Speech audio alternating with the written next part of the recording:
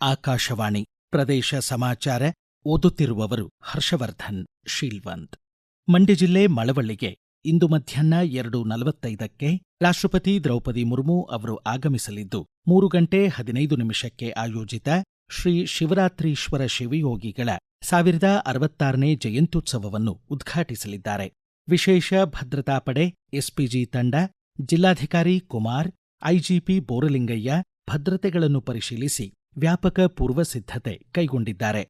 ಕಾರ್ಯಕ್ರಮದಲ್ಲಿ ರಾಜ್ಯಪಾಲ ಥಾವರ್ಚಂದ್ ಗೆಹ್ಲೋಟ್, ಕೇಂದ್ರ ಸಚಿವ ಎಚ್ಡಿ ಕುಮಾರಸ್ವಾಮಿ, ಜಿಲ್ಲಾ ಉಸ್ತುವಾರಿ ಸಚಿವ ಎನ್ ಚಲುವರಾಯಸ್ವಾಮಿ, ಮಳವಳ್ಳಿ ಶಾಸಕ ಪಿಎಂ ನರೇಂದ್ರಸ್ವಾಮಿ ಸೇರಿದಂತೆ ಅನೇಕ ಗಣ್ಯರು ಪಾಲ್ಗೊಳ್ಳಲಿದ್ದಾರೆ.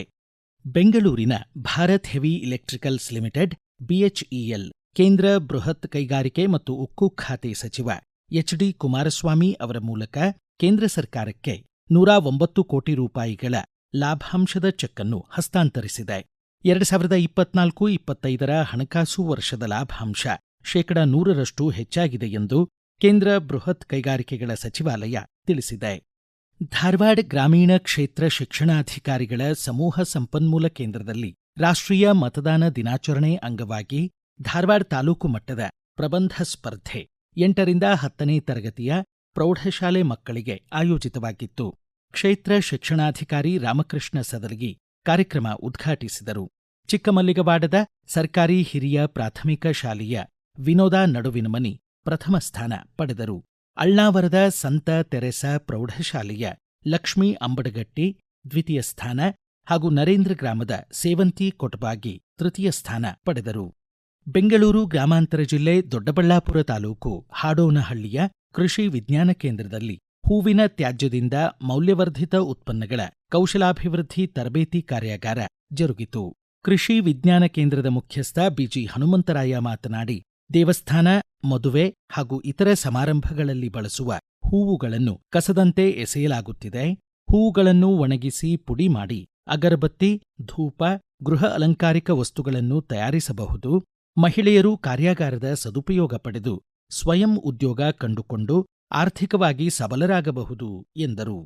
ಪ್ರಧಾನಮಂತ್ರಿ ಕಿರು ಉದ್ದಿಮೆಗಳ ನಿಯಮಬದ್ಧಗೊಳಿಸುವಿಕೆ ಯೋಜನೆ ಪಿಎಂಎಫ್ಎಂಇ ಅಡಿ ಸಾಲ ಸೌಲಭ್ಯ ಪಡೆದು ಸ್ವಾವಲಂಬಿಯಾಗಿ ವಿವಿಧ ಸಿಹಿ ಖಾದ್ಯಗಳ ಮೌಲ್ಯವರ್ಧಿತ ಉತ್ಪನ್ನಗಳನ್ನು ತಯಾರಿಸುತ್ತಿದ್ದಾರೆ ಧಾರವಾಡ ಜಿಲ್ಲೆ ಹುಬ್ಬಳ್ಳಿಯ ಉಡಕಲ್ ಗ್ರಾಮದ ರೂಪಾ ಶ್ರೀಹರಿ.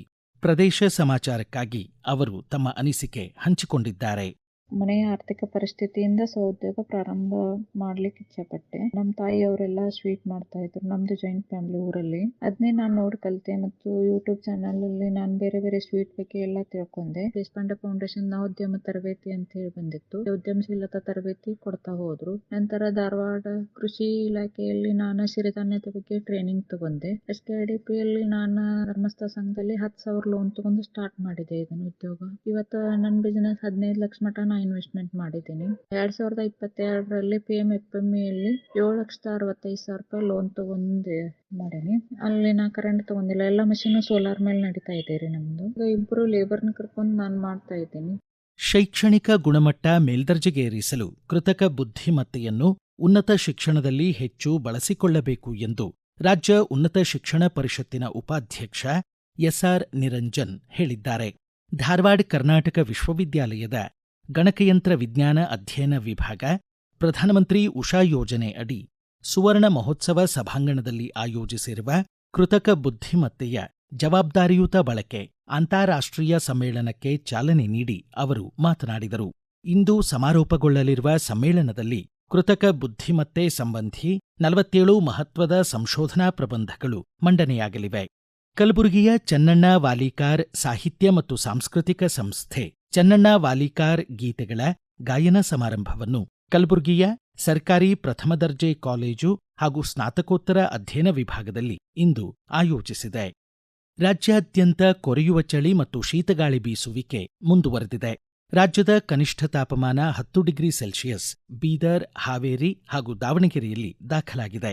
ಕಿತ್ತೂರು ಮತ್ತು ಕಲ್ಯಾಣ ಕರ್ನಾಟಕ ಸೇರಿದಂತೆ ದಕ್ಷಿಣ ಒಳನಾಡಿನ ಕೆಲವು ಜಿಲ್ಲೆಗಳಲ್ಲಿ ಚಳಿ ವಾತಾವರಣ ಇರಲಿದೆ. ಬೀದರ್, ಕಲಬುರಗಿ, ವಿಜಯಪುರ, ಬೆಳಗಾವಿ, ಮೈಸೂರು, ಚಿಕ್ಕಮಗಳೂರು, ಹಾಸನದಲ್ಲಿ ಚಳಿ ಪ್ರಖರವಾಗಿರಲಿದೆ. ಸಾರ್ವಜನಿಕರು ಮುಂಜಾಗ್ರತೆ ವಹಿಸಲು ಕೋರಲಾಗಿದೆ.